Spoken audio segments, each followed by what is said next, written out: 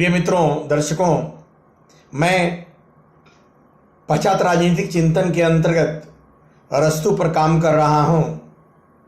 पहले एपिसोड में मैंने अरस्तु का परिचय और परिचय के दरमियान राजनीति विज्ञान के जनक के रूप में अरस्तु को मैंने स्पष्ट किया। अब मैं अरस्तु का सर्वाधिक महत्वपूर्ण सिद्धांत, राज्य का सिद्धांत, थियरी ऑफ स्टेट पर काम करने जा रहा हूं। अरस्तु अपनी महत्वपूर्ण रचना पॉलिटिक्स की पहली पुस्तक के पहले अध्याय में राज्य के सिद्धांत का प्रतिपादन किया है, जिसमें हम लोग राज्य की उत्पत्ति, प्रकृति, कार्य विषयक उनके विचारों का अवलोकन करेंगे। मित्रों, अरस्तु राज्य के लिए पोलिस शब्द का प्रयोग करते हैं और अरस्तु के द्वारा नगर राज्य यानी छोटे छोटे राज्य का समर्थन किया जाता है। अपने गुरु के समान उन्होंने भी पोलिस में छोटे राज्य का समर्थन किया है। मैं सबसे पहले स्पष्ट कर दूं कि अरस्तु जो राज्य उत्पत्ति का सिद्धांत देता है वह 20वीं शताब्दी में प्रतिपादित होने वाले राज्य उत्पत्ति के विकासवादी सिद्धांत से मिलती जुलती है। अरस्तु ने अपने राज्य सिद्धांत में सबसे पहले राज्य की अनिवार्यता, महानता की बात की है। चूंकि अरस्तु एक आदर्शवादी विचारक है और आदर्शवादी इस अर्थ में है कि यह राज्य की अनिवार्यता और सर्वोच्चता की बात करते हैं, इसलिए इनके द्वारा राज्य पर बहुत अधिक बल दिया गया है। लेकिन राज्य को इन्होंने व्यक्ति के उत्तम जीवन से अंततः जोड़ दिया है। इसलिए हम कह सकते हैं कि आदर्शवादी होने के बाद भी व्यक्ति को इन्होंने राज्य के सामने अलग न करके राज्य को व्यक्ति से ही अंततः जोड़कर अपना विचार दिया है। चलिए, सबसे पहले अरस्तु ने जो राज्य की उत्पत्ति की बात कही है उसका हम लोग अवलोकन करते हैं।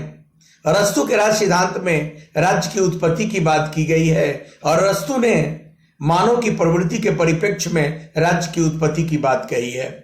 अरस्तु कहते हैं कि मानव स्वभाव से सामाजिक होता है, राजनीतिक प्राणी है तथा सामाजिक होता है।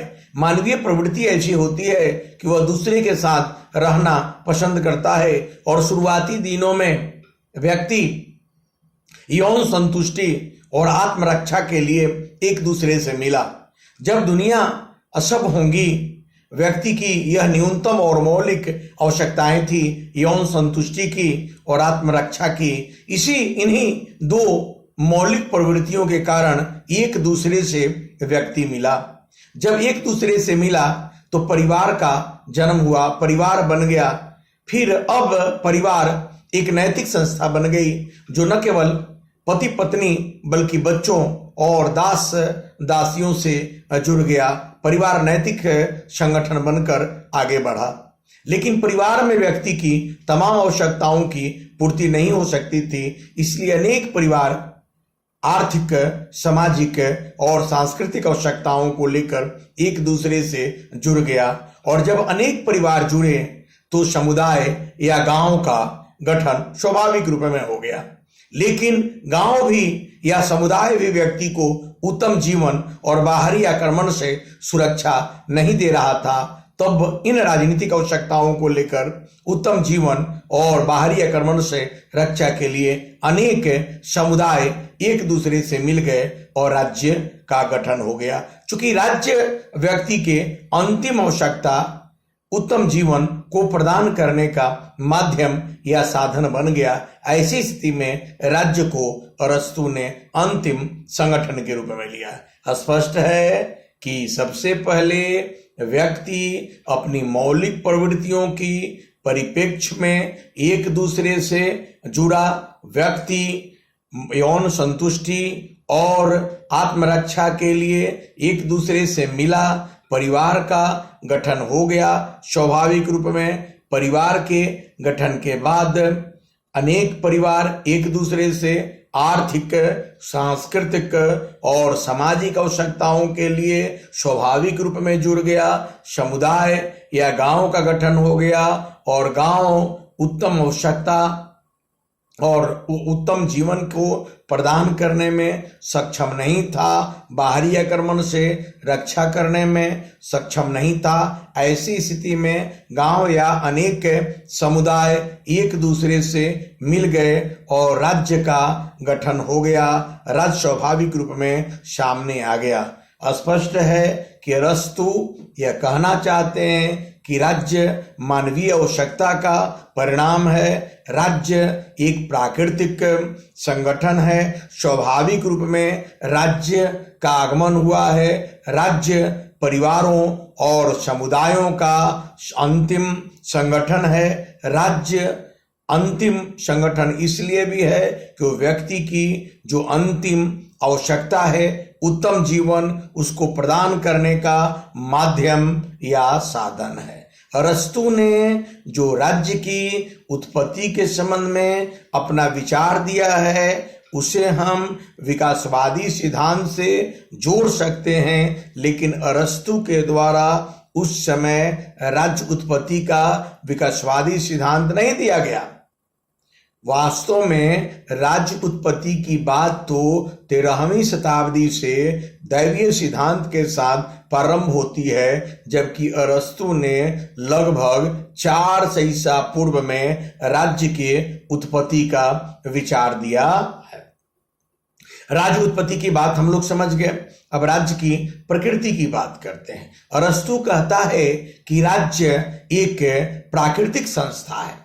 राज्य को प्राकृतिक इसलिए मानता है कि यह स्वाभाविक रूप में मानवीय स्वभाव के परिप्रेक्ष्य में इसका आगमन हुआ है और परिवार जैसी जो प्राकृतिक और नैतिक संस्था है वह अनिवार्य और राज्य का प्रथम आधार है। इसलिए राज्य प्राकृतिक है और परिवार के जन्म के पीछे व्यक्ति की जो नैसर्गिक आवश्यकता है उसी के परिप्रेक्ष्य में प्राकृतिक जो आवश्यकताएं हैं उसके परिप्रेक्ष्य में परिवार आया है।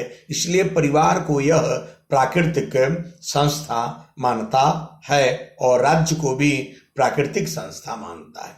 अरस्तु ने राज्य को अनिवार्य बताया है। चूंकि अरस्तु एक आदर्शवादी विचारक है और आदर्शवादियों के द्वारा राज्य को अनिवार्य बताया जाता है, अरस्तु ने भी राज्य को अनिवार्य बताया है। अरस्तु का कहना है कि व्यक्ति की जो समान आवश्यकताएं हैं और अंततः उत्तम जीवन की जो अंतिम आवश्यकताएं हैं सब राज्य में ही पूरा हो सकती है, राज्य से बाहर नहीं हो सकती। इसलिए राज्य अनिवार्य है। अरस्तु का यह कहना है कि राज्य से कोई अलग हो नहीं सकता। यदि कोई राज्य से अलग रहता है तो वह देवता या दानव हो सकता है। स्पष्ट तौर पर इन्होंने राज्य की प्रकृति को न केवल प्राकृतिक बताया है, अनिवार्य बताया है, स्वाभाविक भी बताया है। अरस्तु का ऐसा मानना है कि व्यक्ति नियोजित रूप में परिवार, समुदाय या राज्य का गठन नहीं किया, बल्कि स्वाभाविक रूप में व्यक्ति मिला,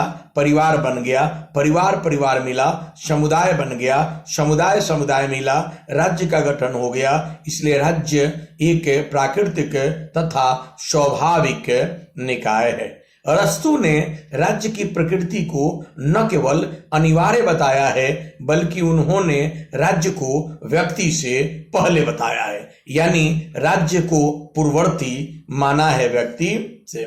वस्तुतः जब व्यक्ति होंगी तब आवश्यकताएं हुई, आवश्यकता के कारण एक दूसरे से व्यक्ति मिला, परिवार बना, परिवार मिला, समुदाय बना, समुदाय मिला और राज्य बना। फिर भी अरस्तु कहते हैं कि राज्य व्यक्ति से पहले आता है। चूंकि राज्य नैसर्गिक है, प्राकृतिक है, इसलिए व्यक्ति से पहले आ जाता है। और जब व्यक्ति एक दूसरे से मिल रहा था उस समय उसमें किसी प्रकार की नैतिक भावना का विकास नहीं हुआ था। वह पशु के रूप में यौन संतुष्टि के लिए और आत्मरक्षा के लिए, जो मानव ही नहीं पशु की मौलिक प्रकृति है, प्राकृतिक प्रकृति है और उसके कारण मिल रहा था, उस समय वह व्यक्ति बिल्कुल पशु सदृश था। बाद में व्यक्ति तब बना जब उसमें नैतिकता का विकास हुआ। नैतिकता का विकास कब हुआ? जब वह परिवार का अंग बना, क्योंकि परिवार एक नैतिक संगठन है। लेकिन जब मिल रहा था उसी समय राज्य के गठन की प्रक्रिया प्रारंभ हो गई। क्यों? क्योंकि राज्य तो परिवारों और समुदायों का संगठन है, समूह है। मित्रों, इस परिप्रेक्ष्य में भी राज्य प्राकृतिक है और व्यक्ति से पहले है। और दूसरी बात, चूंकि यह राज्य को व्यक्ति से अधिकाधिक महत्व देते हैं, आंगिक राज्य का सिद्धांत को प्रतिपादित करते हैं, इसलिए भी अरस्तु ने राज्य को व्यक्ति से पहले माना है। यह स्पष्ट है कि इन अरस्तु के गुरु प्लेटो के द्वारा भी राज्य के संबंध में आंगिक सिद्धांत, ऑर्गेनिक थियरी ऑफ स्टेट की बात की गई है। यह बताया गया है कि राज्य जो है पहाड़ और पठारों से नहीं बना है, जैसा प्लेटो कहते हैं। इन्होंने भी कहा है कि जिस प्रकार विभिन्न अंगों का समुच्च रूप शरीर है, उसी प्रकार व्यक्तियों का समुच्च रूप राज्य है। जिस प्रकार अंग और शरीर एक दूसरे से परस्पर निर्भर हैं, एक दूसरे से अलग उनका अस्तित्व, महत्व, पहचान नहीं है, ठीक इसी रूप में राज्य और व्यक्ति एक दूसरे से जुड़े हुए हैं, एक दूसरे से संबद्ध है और इनके अलग पहचान नहीं हो सकती है। राज्य के संबंध में ऐसी ही धारणा को आंगिक राज्य का सिद्धांत कहा जाता है और अरस्तु ने अपने गुरु प्लेटो के समान ही आंगिक राज्य के सिद्धांत की बात कही है। अंतर यह है कि प्लेटो के द्वारा राज्य के अस्तित्व पर अधिकाधिक बल दिया गया है, जबकि अरस्तु ने आंगिक राज्य का समर्थन करते हुए भी अंततः राज्य को व्यक्ति की आवश्यकताओं और व्यक्ति के उत्तम जीवन प्रदान करने के संस्था के रूप में रख दिया है और मानवीय स्वभाव का स्वाभाविक आवश्यकता का परिणाम बता दिया है राज्य को। मित्रों, मैंने अरस्तु के राज्य उत्पत्ति के विचार बताया। आप कहेंगे कि अरस्तु राज्य की उत्पत्ति मानवीय स्वभाव के परिप्रेक्ष्य में देखता है। वह कहता है कि मानव स्वाभाविक आवश्यकताओं, मौलिक आवश्यकताओं और उन मौलिक आवश्यकताओं में यौन संतुष्टि और आत्मरक्षा को लेकर एक दूसरे से मिला, स्वाभाविक रूप में परिवार बन गया। परिवार के बाद आवश्यकताएं बढ़ी, सामाजिक, आर्थिक, सांस्कृतिक आवश्यकताएं, समुदाय बन गया और फिर आवश्यकताएं बढ़ी, बाहरी आक्रमण से लोगों के जीवन की रक्षा और उत्तम जीवन की प्रदान करना। इन आवश्यकताओं के लिए स्वाभाविक रूप में समुदाय मिल गए, राज्य बन गया।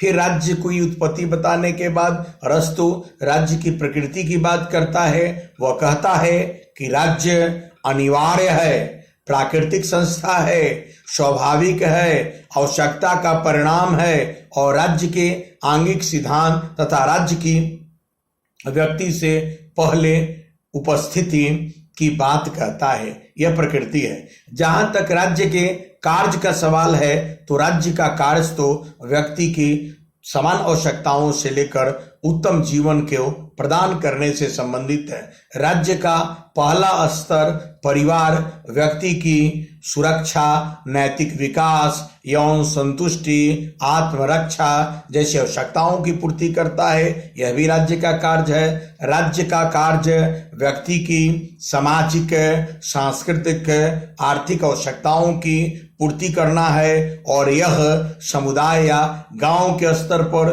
पूरा करता है। और राज्य का अंतिम जो कार्य है वह व्यक्ति के उत्तम जीवन को प्रदान करना और बाहरी आक्रमण से रक्षा करना, यह भी राज्य के द्वारा प्रदान किया जाता है। कहना नहीं होगा कि कानून और व्यवस्था, जो सुरक्षा, जो राज्य का प्राथमिक कार्य है, वहां से लेकर और उत्तम जीवन को प्रदान करना राज्य का अंतिम कार्य है, वहां तक राज्य कार्य करता है। स्पष्ट है कि अरस्तु भले ही लोक कल्याणकारी राज्य की बात नहीं करता, लेकिन राज्य के व्यापक कार्य या विस्तार का समर्थन करता है। मित्रों, यही अरस्तु का राज्य संबंधी विचार है। बहुत संक्षिप्त और व्यवस्थित रूप में मैंने बताया। जहां तक आलोचना की सवाल है तो अरस्तु के राज्य विषयक सिद्धांत की आलोचना की जाएंगी। आलोचना इसलिए की जाएंगी कि उत्पत्ति के संबंध में जो अपनी विचार देता भले विकासवादी सिद्धांत से मिलता जुलता है, लेकिन अरस्तु का यह कहना कि राज्य अंतिम संगठन है वर्तमान अंतर्राष्ट्रीय समाज में, अंतर्राष्ट्रीयतावाद के युग में यह उचित प्रतीत नहीं होता, क्योंकि अंतर्राष्ट्रीय संगठन के अस्तित्व को अरस्तु स्वीकार नहीं करता। अरस्तु का कहना कि राज्य आवश्यकता का परिणाम है, यह विकासवादी सिद्धांत से भले मिलता जुलता है, लेकिन संविदावादी या दूसरे विचारधारा वाले विचारकों के द्वारा आलोचना उसकी की जा सकती है। अरस्तु ने जो राज्य को व्यक्ति से पहले बताया है, एक तरफ वह कहता है कि व्यक्ति की आवश्यकताओं के विस्तार के कारण राज्य जैसे संगठन आया है, और फिर वह कहता है कि राज्य तो व्यक्ति से पहले आता है।